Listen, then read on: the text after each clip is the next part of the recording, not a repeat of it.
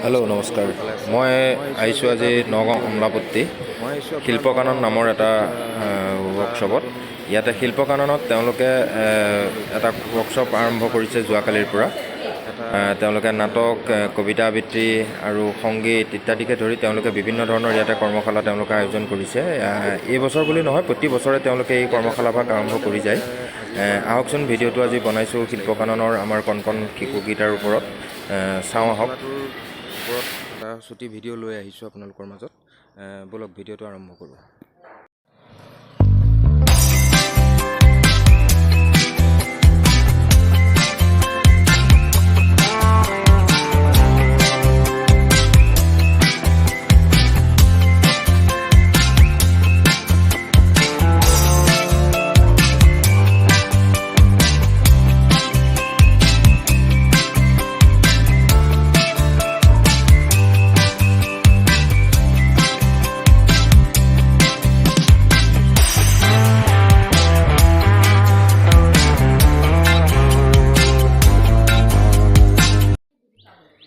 এই আমাৰ শিল্পকাননৰ প্ৰতিষ্ঠাপক বুলি ক'ব পাৰি, নগাঁৱৰ জ্যেষ্ঠ অভিনেতা। আৰু তেখেত দুআষাৰমান ক'ব তেখেতে। আহক আমি তেখেতৰ পৰা দুআষাৰ জানি লওঁ শিল্পকাননৰ বিষয়ে। কওক। নমস্কাৰ, মই প্ৰসন্ন কুমাৰ বেজবৰুৱা। আৰু বহুতে সোণমণি বুলি ক'লে চিনি পায়। শিল্পকানন অনুষ্ঠানটো আমাৰ অকল নাটক কৰি থকাই আমাৰ নহয়, নাটকৰ লগতে আমাৰ বিভিন্ন কাৰ্যসূচী যেনে হুঁচৰি, বিহু, সেইবিলাকো কৰোঁ আমি। দেওবাৰে আমাৰ ঠিক 2-3 বজাৰ পৰা আমাৰ চিলড্ৰেন ক্লাব ষ্টাৰ্ট কৰোঁ, সন্ধিয়া 5-6 বজালৈকে। আৰু NSDৰ ডিগ্ৰী দক্ষিণা শৰ্মা NSD আৰু সুমন বৈ, তেওঁলোক দুজনৰ তত্ত্বাৱধানতে ইয়াত চলে। আমাৰ ইয়াতে ধনঞ্জয় বৰদলৈ আছে, পুনীত কুমাৰ বৰা আছে, নয়নমণি লস্কৰ আছে, বহুতো সুস্মিতা শইকীয়া আছে। সকলোৱে মাজে মাজে আহে, তেনেকৈ ৰেগুলাৰ সদায় আহিব নোৱাৰিলেও দেওবাৰে আহে, আহি পেলাই ক্লাছ দিয়ে। আৰু আমাৰ 18 বছৰে হ'লহি। সেই পৰম্পৰাগতভাৱে আমি কৰ্মশালা কৰোঁ গৰম বন্ধত। এইবাৰো কৰিছোঁ, যোৱাকালিৰ পৰা আমি আৰম্ভ কৰিছোঁ 15 দিনীয়া। শিল্পকাননৰ আপোনাৰ যেতিয়াৰ পৰা জন্ম হৈছে তেতিয়াৰ পৰা এই গৰমৰ বন্ধত মানে জুলাই মাহত কৰ্মশালাটো কৰিয়ে আছেনে? কৰি আছোঁ। চিলড্ৰেনছ ডেও আমি পাতোঁ, নাটক কৰাওঁ চিলড্ৰেনছ ডে। আমাৰ নাম কীৰ্তনো হয় সৰস্বতী পূজা। এই 18 বছৰত আপোনালোকক শিল্পকাননৰ পৰা ৰথী মহাৰথী 2-এজন ওলাই গৈছে? গৈছে ইয়াৰ পৰা যথেষ্টখিনিয়ে। নয়নমণি লস্কৰ আজি ভাল কাম কৰি আছে, বেহাৰবাৰীটো কৰিছিল নয়নমণি লস্কৰে, ধনঞ্জয় বৰদলৈ কৰিছিল তাত, সুস্মিতা শইকীয়াটো আছেই বাৰু তেওঁ NSD ছিকিমৰ পৰা পাছ কৰি অহা। তাৰপিছত যথেষ্টখিনি ওলাই গৈছে ইয়াৰ পৰা। আৰু বেহাৰবাৰীৰ যি মোহন খ্যাত দীপজ্যোতি কেওট, তেওঁ আমাৰ শিল্পকাননৰ লগত জড়িত হৈ আছিল। মিণ্টু বৰাহঁতো আছিল তেনেকৈ। সিদ্ধাৰ্থ শৰ্মাও আগতে আহিছে, কে ক্লাছ দি থৈ গৈছে। ইয়াত বিভিন্নজন, আমাৰ উপকূল বৰদলৈ ডাঙৰীয়া ইয়াত আমাৰ যিটো প্ৰেক্ষাগৃহ তাতে তেওঁলোকে আখৰা কৰি গৈছে। বৰষাৰণী বিষয়ে ইয়াত আখৰা কৰি গৈছে। মৃণাল বৰাৰ পৰিচালনা নাটক আছিল।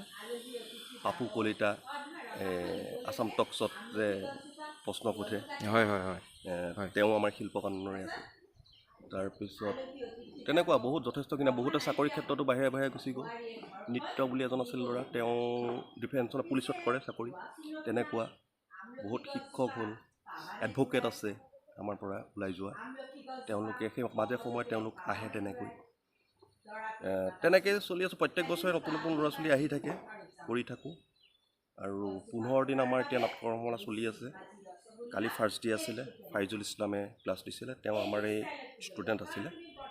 2006 চনত কৰিছিলোঁ আমি নাটক কৰ্মশালা, অংকীয়া নাট ভাওনা কৰ্মশালা কৰিছিলোঁ। তাতে তেওঁ আমাৰ লগত তেতিয়াই জড়িত হৈছিলে ষ্টুডেণ্ট হিচাপে। এইবাৰ ক্লাছ দিছে। আজি আবৃত্তিৰ ওপৰত দিছে লক্ষীপ্ৰভা শইকীয়া আবৃত্তি শিকায়, প্লাছ তেখেত ভাল অভিনেত্ৰী আৰু ভাল চিত্ৰশিল্পী, ছবি আঁকে ধুনীয়া। অহা কাইলৈ কৰিব অংশুমান শইকীয়া, চামগুৰি, ভাল কাম কৰি থাকে তেওঁলোকেও। তেনেকৈ প্ৰকাশ বৰা আছে, জ্যেষ্ঠ অভিনেতা তথা মেকআপ আৰ্টিষ্টে গৌৰৱ হাজৰিকাৰে ক্লাছ দিব, যশোৱন্ত শৰ্মাই দিব, মই নিজে আছোঁৱেই। ঠিক তেনেকৈ আৰু 2-4 কোনোবা আহিব। 28 তাৰিখে আমি ইয়াত এটা প্ৰডাকশ্যন কৰিম ষ্টুডেণ্টখিনিক লৈ। তাৰপিছত বাকী কাম কৰি আছোঁ আৰু তেনেকুৱা। হয় এনেই আপোনালোকৰ শিল্পকাননৰ ফালৰ পৰা এই 18 বছৰত বেষ্ট ড্ৰামা আপুনি কোনখন বুলি ভাবে? আপোনালোকে জিলা পুথিভঁৰালকে ধৰি বহুত বাহিৰতো কৰি আহিলে, মাজতে পুৰী জগন্নাথ আপোনালোক গৈছিলে, তাতো এখন আপোনালোকে ড্ৰামা এটা উৰিষ্যাত আমি হেৰি কৰিলোঁ, এইটো ফেষ্টিভেল আছিলে, NST ফেষ্টিভেল, তাৰে পাতিছিলে। তাত আমি তদন্ত কৰিছিলোঁ, ডক্টৰ ভৱেনাথ শইকীয়া ছাৰৰ তদন্ত। একচুৱেলি এইখন ইংৰাজীত আছিলে ইনস্পেক্টৰ অফ কজ। হয়, এখন দক্ষিণা শৰ্মাৰ ডাইৰেকশ্যন, মই এছিষ্টেণ্ট ডাইৰেক্টৰ হিচাপে আছিলোঁ। বাকী ৰিচেণ্টলি আমি যোৱা 22 তাৰিখে এখন নাটক কৰিলোঁ, বিদ্ৰোহীজনা। প্ৰয়াত গোলাপ বৰা ছাৰৰ নাটক আছিলে সেইখনো খুব সুন্দৰ নাটক, ৰাইজে খুবেই ভাল পাইছে। আৰু নাটকৰ দিনাই আমাক নিমন্ত্ৰণো দিছে গোলাঘাট, বোকাঘাট, যোৰহাট, গুৱাহাটীত। ঠাণ্ডা দিনলৈ আমি অপেক্ষা কৰিছোঁ, খুব গৰম। তাৰ মাজতে কৰিছিলোঁ, মই একটা টাইগাৰ কৰিছিলোঁ, মোৰ ডাইৰেকশ্যন অপেন ইয়াৰ্ড কৰিছিলোঁ। তাৰপিছত বহুকেইখন নাটক ইয়াৰ পৰা কৰা হৈছে। আৰু সৰ্বশ্ৰেষ্ঠ নাটক বুলি ক'বলৈ অকণমান দিগদাৰ হয়, কাৰণ নিজে কোনখন ভাল বুলি ক'বলৈ চাওঁ, প্ৰত্যেকখন নাটকৰ লগতে জড়িত হৈ থাকোঁ। ক'ৰবাত হয়তো অভিনয়, ক'ৰবাত ব্যৱস্থাপনা, ক'ৰবাত এছিষ্টেণ্ট ডাইৰেক্টৰ, ক'ৰবাত ডাইৰেকশ্যন কৰিছোঁ। আৰু সেইকাৰণে মই ভাবোঁ ইয়াত যিখিনি নাটক হৈছে আমাৰ শিল্পকাননৰ পৰা সুন্দৰ নাটক হৈছে, আৰু ৰাইজেও যথেষ্ট ভাল পায়। আৰু ৰাইজেও কৈ থাকে যে আৰু নতুন নাটক কেতিয়ালৈ পাম, আৰু নাটক কিবা পামনে, তেনেকুৱা। তাকে চাওঁ। আৰু ৰিচেণ্ট আমি অক্টোবৰ, নৱেম্বৰ, ডিচেম্বৰ মানলৈ চাওঁ নতুন কিবা কৰিব পাৰোঁ নেকি, বা যদি আমাৰ যিকেইখন প্ৰজেক্ট হৈ গ'ল মাজতে, বিদ্ৰোহীজনা সেইখনো মাতিছে, তেতিয়া যদি সেইখিনি সময়ত সেইখিনি নিমন্ত্ৰণ আমি পাওঁ, তেতিয়াহ'লে আমি কৰিবলৈ যাম। আৰু বাকী এতিয়ালৈ দক্ষিণা শৰ্মাও আহি পাবহি। এতিয়া দক্ষিণা শৰ্মা বৰ্তমান দিল্লীতেই আছে, তাৰ পৰাই আমাৰ লগত কৰস্পণ্ডেঞ্চ কৰি আছোঁ। সিমানখিনিয়ে। ঠিক আছে, ধন্যবাদ বাৰু। ভৱিষ্যতেও আপোনালোকৰ আৰু আগন্তুক যিকেইদিন আপোনালোকৰ কৰ্মশালা হৈ থাকিব, তেতিয়াও মই 2-এটা আৰু ভিডিঅ' বনাই গৈ থাকিম আপোনালোকৰ মাজেদি। নিশ্চয়, মষ্ট ৱেলকাম। হয়, ধন্যবাদ, ৰাখিছোঁ।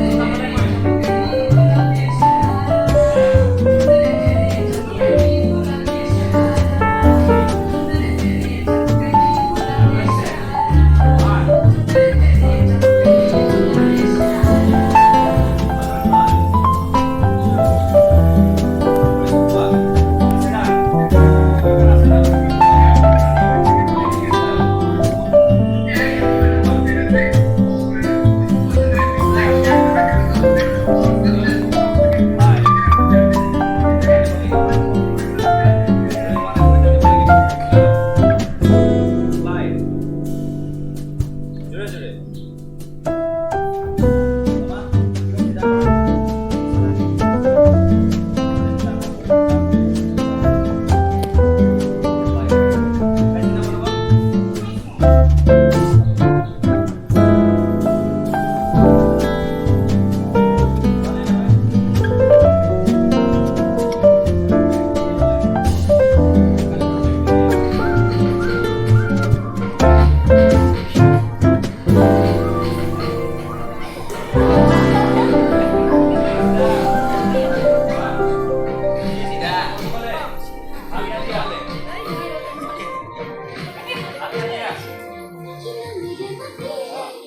দিয়া ভৰি সকলে চিধা কৰা ভৰি গুড আৰাম লাগিছেনে আৰাম লাগিছে দিয়া আকৌ এবাৰ বাটাৰফ্লাই দিয়া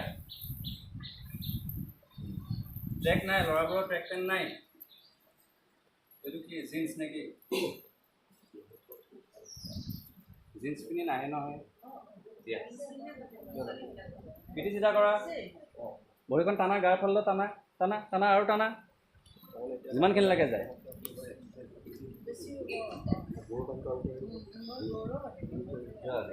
হ'ব সন্মুখলৈ দিয়া চেক কৰি দিয়া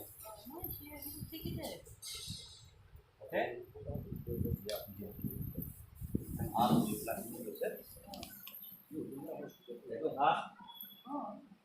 লগোৱা আছে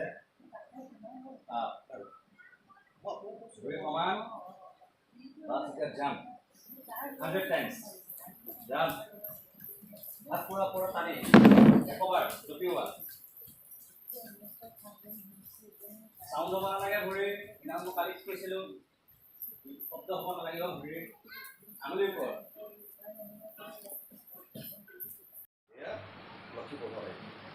নমস্কাৰ দেই তোমালোকে চিনি পাইছানে বাৰু মোক দুয়োটা চিনি পাইছা ন আগতে দেখিছা কি নাই নাই দেখা ন বাইদেউ নাটকো কৰে কিন্তু ধুনীয়া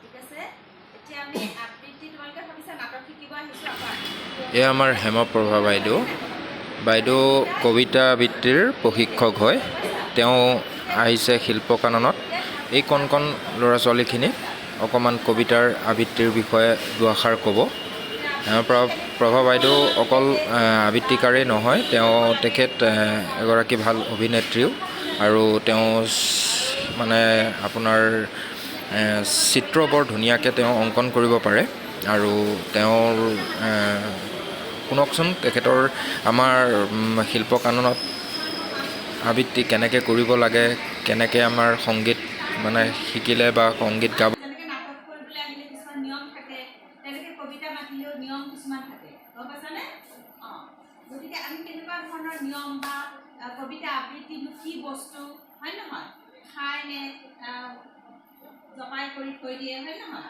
কি কৰে আৰু কেনেকৈ কৰিব লাগিব বুজিছানে তাৰ কাৰণে কিছুমান নিয়ম আছে এতিয়া যে তোমালোকে এক্সাৰচাইজখিনি কৰিলা ব্যায়ামখিনি কৰিলা নাই কিয় কৰিলা তোমালোকৰ বডিটো লুজ হ'ব হয় নহয় ইফাল সিফাল কৰিবলৈ সুবিধা হ'ব সেইকাৰণে মানে খৰঙা ভাৱটো নাইকিয়া হ'ব আমি এনেই খৰঙা হৈ থাকোঁনে নাই কোনোবা কিবা এটা সুধিলে আমি কথা ক'ব নোৱাৰোঁ লাজ কৰোঁ এতিয়া তোমালোকৰ লাজবিলাক নাইকিয়া হৈ যাব গতিকে এনেকৈ কৈছা নাই গতিকে তোমালোকৰ লাজবিলাক নাইকিয়া হ'ব আৰু তোমালোকে নাটক কৰিবলৈ তোমালোকৰ সুবিধা হ'ব কবিতা মাতিবলৈ সুবিধা হ'ব আকৌ কবিতাৰ লগত আকৌ কি ৰিলেটেড জানানে গানৰ ৰিলেটেড গোটেইকেইটা মানে সম্পূৰ্ণ কথাবিলাক ইটোৰ লগত সিটো ৰিলেটেড যেনেকৈ আমি গান গাওঁতে চাৰে গামা মাতে নহয় মাতে নাই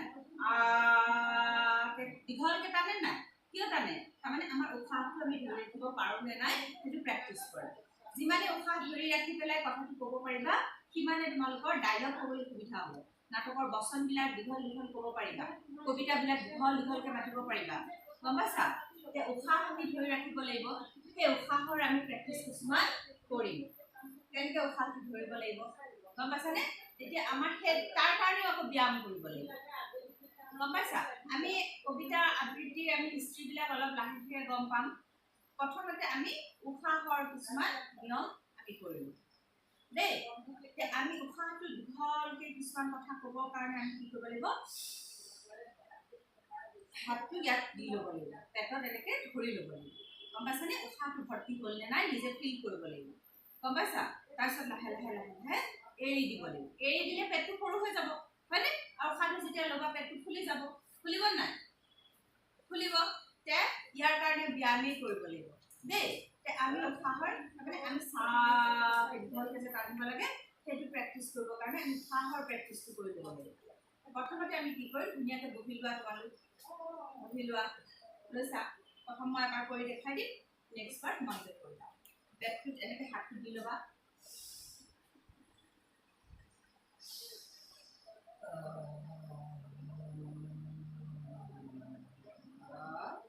এৰি দিম। উশাহটো এৰাটো গম পাব লাগিব, বা অম কৰি দিম, অমটো এৰি দিম দেই।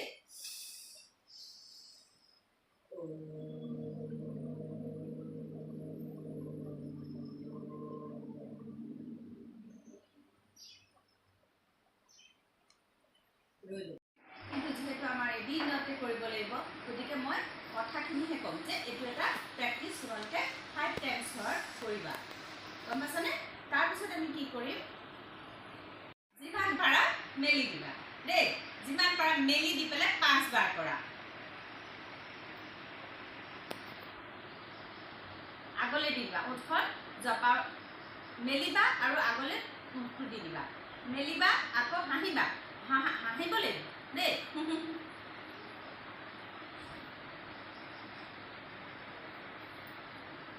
এই বস্তুটো আমাৰ টনা আজোৰা হ'ব লাগিব, তেতিয়া আমি কথা ভালকৈ ক'ব পাৰিম, গম পাইছানে? 5 টাইমছ কৰা। দীঘলকৈ মেলা, জোৰকৈ মেলা, জোৰকৈ মেলিব লাগিব, একদম টান খাব লাগিব, টান খাব লাগিব, টান খোৱা, টানি টানি একদম টানা, জোৰে জোৰে আগলৈ দি দিবা।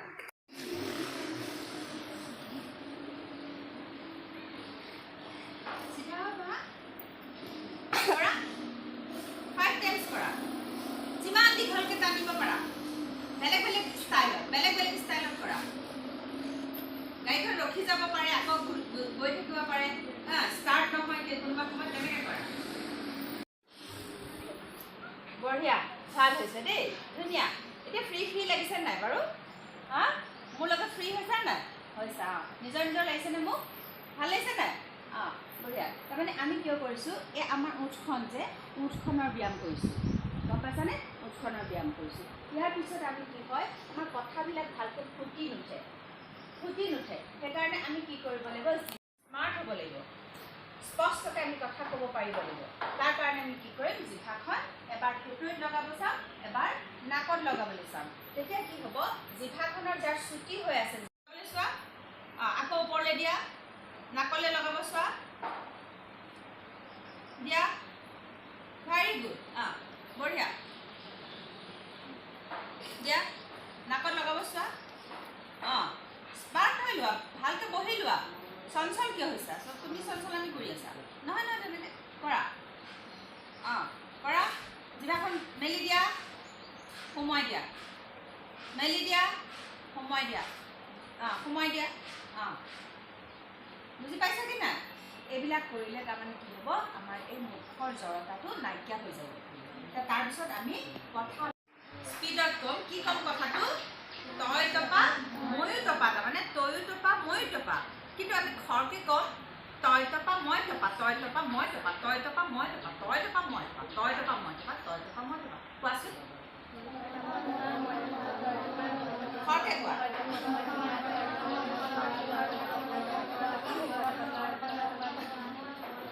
পিছলৈ কি হৈ যায়, টপা হৈ যায়গৈ ন, মইতো নাইকিয়া হৈ যায়, হয় নহয়? এনেকৈ ক'ব লাগিব দেই। তাৰপিছত কোৱা, ৰেড বাল্ব, বাল্ব মানে চিনি পোৱা নহয়, বাল্বটো চিনি পাইছা না? এইটো bulb, light bulb. Blue bulb, চিঞৰি কোৱা, চিঞৰি কোৱা, চিঞৰি কোৱা, চিঞৰি কোৱা, red bulb, blue bulb, red bulb, blue bulb, red bulb, blue bulb, red bulb, blue bulb, red bulb, blue bulb, red bulb, blue blue হৈ যায় ন, ব্লু হৈ যায় নাই? এনেকৈ এইকেইটা ব্যায়াম কৰিব লাগে, আৰু আমাৰ বহুত আছে, কিন্তু আমি কম সময়, গতিকে আমি কম সময়ৰ ভিতৰত দুটা চাপৰি হা গাইছিলা বঢ়িয়া গুড বয় ই ভাল ল'ৰা দুটা তাল দিবা কৰ তল কমল এটা মানে এৰি দিবা কৰ তলটোত নালাগে কৰ তল কমলটোত দিবা দেই কৰ তল কমল মই নামাতো তোমালোকে মাতিব লাগিব নেক্সটটো তোমালোকে মাতিবা কৰ তল কমল কমল দল নয়ন ভগদ বদহন গহন বন শয়ন নপৰ নপৰ পৰ সতৰত গময় নপৰ পৰ সতৰত গময় নপৰ নপৰ পৰ কোৱা নপৰ নপৰ পৰ সতৰত গময় সেই কোৱা মই নামাতিম নহ'লে সতৰত গময় অভয় মভয় ভয় মমহৰ সততয় হৰতৰ বৰ হৰ হতদশ বদন মগধৰ ফণধৰ শয়ন মানে আটাকে মাতিলে প্ৰব্লেম হৈ যায় গোটেইটো দীঘলকৈ মাতিলে গোটেইটো আহি যায় তালটো গম পাইছা নাই তোমালোকে পৰপদ লয় কৰ কমল জনয়ন এই তালত মাতিবা সোনকালে মুখস্থ হ'ব গম পাইছানে এনেই মুখস্থ হ'বলৈ দিগদাৰ লাগে যদি আমি তালত লৈ লওঁ যেনে তোমালোকে চোৱা আমি সৰুতে মাতা কবিতা এতিয়ালৈকে মুখস্থ আছে হলৌ উঠিল টকৌ গছত লগাই সদৌ মদৌ যৌ যৌকৈ সৰিল নিয়ৰ হ'ল জলৌ জপৌ কিমান ধুনীয়া কবিতা দেখিছানে পাৰ চৰাই উৰি গ'ল পালে নদীৰ পাৰ ঘৰৰ মুধত পৰি থাকিল গোটেই শুকুৰবাৰ হয়নে এই যে কাল এইটো আহিছিলে দেখিছানে এই যে কবিতাবিলাক আমি সৰুতে মাতিছিলোঁ এইবিলাক আবৃত্তি কৰিছিলোঁ আচলতে এইবিলাক আবৃত্তি সেইকাৰণে আবৃত্তি কৰিলে কি হয় কবিতা সোনকালে মুখস্থ হয় বুজিছানে মুখস্থ হৈ যায় গম পাইছা নাই এই তালত আমি কবিতাবিলাক যেতিয়া শিকিম তেতিয়াহ'লে সোনকালে সোনকালে তোমালোকে বস্তুবোৰ পাৰিবা ঠিক আছে মই কৰতলটো তোমালোকক দি দিম তোমালোকে লিখি ল'বা নহ'লে মোবাইলত লৈ ল'বা অ'কে হা এই কবিতাটো কিন্তু মুখস্থ ৰাখিবা এইটো হ'ল শংকৰদেৱৰ 12 বছৰতে লিখা প্ৰথম কবিতা কিমান ধুনীয়া কথা চোৱাচোন এইবিলাক কথাটো আমি শিকিব লাগিব আমিতো অকল ইংলিছ মিডিয়ামত পঢ়িলে নহ'ব আমাৰ অসমীয়া সংস্কৃতি আমি য'ত আছোঁ আমাৰ এইবিলাক আমি চৰ্চা কৰিব লাগিব আমি ক'ত আছোঁ আমাৰ মাতৃভাষা কি তোমালোকে সপোন যেতিয়া দেখাই নিশ্চয় দেখা নেকি নে নিজে কোৱা ভাষাটোত দেখা হয়নে নহয় গতিকে আমি এইবিলাক কথা শিকিব লাগিব তাৰপিছত আহিলে জ্যোতিপ্ৰসাদৰ এটা কবিতা মই যে কৈছিলোঁ উশাহ ধৰি ৰাখিব লাগিব উশাহটো ধৰি ৰাখিলে দীঘল দীঘল কবিতা উশাহ নসলোৱাকৈ কৰিব পাৰিবা স্পীকাৰ তেতিয়া উশাহটো ধৰা নাযায় কেনেকৈ ধৰা নাযাব ৰন ৰন ৰন ৰন আলু ৰন কম্পন ঘন ঘূৰ গৰ্জন অস্তৰ ঝনঝন সীমান্তে প্ৰান্তে শত্ৰু যে অগণন অসমীয়া জীৱনৰ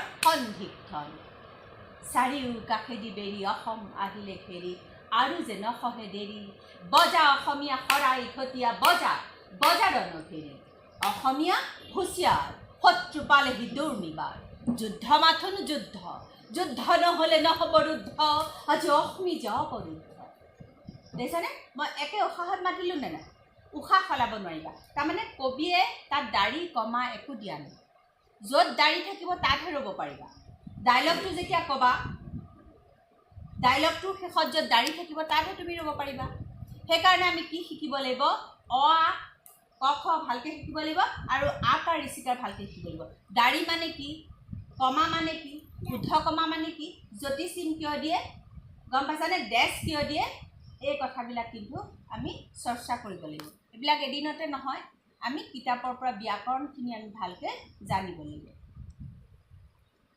মই তেনেকুৱা ধৰণৰ এই ব্যাকৰণিক এটা কবিতা মাতিম শুনিবাচোন দেই মোৰ লগত তোমালোকে মাতিব লাগিব কিন্তু মই প্ৰথমতে কৈ লৈছোঁ কেনেকৈ কৈ লৈছোঁ এই যে নাটকত ডাইলগ ক'ব লাগিব কবিতাটো ক'ব লাগিব কেনেকৈ ক'বা চোৱা মই আইতা এজনী লগ পাইছোঁ আৰু আইতাৰ লগত মই কথা পাতিম আইতাক মই কেনেকৈ মাতিম অ' আইতা ভালনে কওঁনে নাই মই ক'ম নি আইতা ভালনে তোমাৰ এনেকৈ ক'ম নেকি আইতাইতো বেয়া পাই যাব হয়নে তে আমি অৰ্থ বুজিব লাগিব তে অৰ্থ বুজিবৰ কাৰণে আমি কি কৰোঁ ধুনীয়াকৈ ভাৱ দি পেলাই কৰিম কবিতাত প্ৰধান কথা হ'ল ভাৱ যেনেকৈ গান এটা ভাৱ দি গাব লাগিব কবিতা এটা মাতিতেও ভাৱ দি ক'ব লাগিব কি ভাৱত হৈছে আকৌ ভাৱৰ কথা আহোঁতে ৰসৰ কথা আহিব ৰসৰ কথাখিনি আমি পিছত পাতিম তে আইতা বুলি এটা কবিতা আছে হেম বৰুৱাৰ কবিতা এয়া আমাৰ আইতা ৮০ বছৰীয়া কিমান বছৰীয়া ৮০ বছৰীয়া আমি কথা কোৱা দি ক'ম এয়া আমাৰ আইতা ৮০ বছৰীয়া মধ্যাহ্নৰ সূৰুজৰ প্ৰখৰ তাপত ঘন ঘোৰ বাৰিষাৰ প্ৰলয় দিনত জহকালি জাৰকালি সকলোকে উপলুঙা কৰি ঘূৰি ফুৰা মৰাপাত বৰণীয়া চুলি আইতাক লগ পাই সুধিছিলোঁ মই তুমি আই লাখুটিত ভৰ দি খুবি খুবি বিচাৰিছা কি আইতাই খোলা চকুজুৰি মোৰ ফালে তুলি একেষাৰ আজিলৈ আমি ভিডিঅ'টো ইমানতে সামৰণি মাৰিছোঁ অহাকালি পৰা আমি আকৌ নতুন নতুন এটা ভিডিঅ' লৈ পেলাই আপোনালোকৰ মাজলৈ আকৌ আহিম আজি শিল্পকাননৰ এই ভিডিঅ'টো লৈ আজি সামৰণি মাৰিছোঁ ধন্যবাদ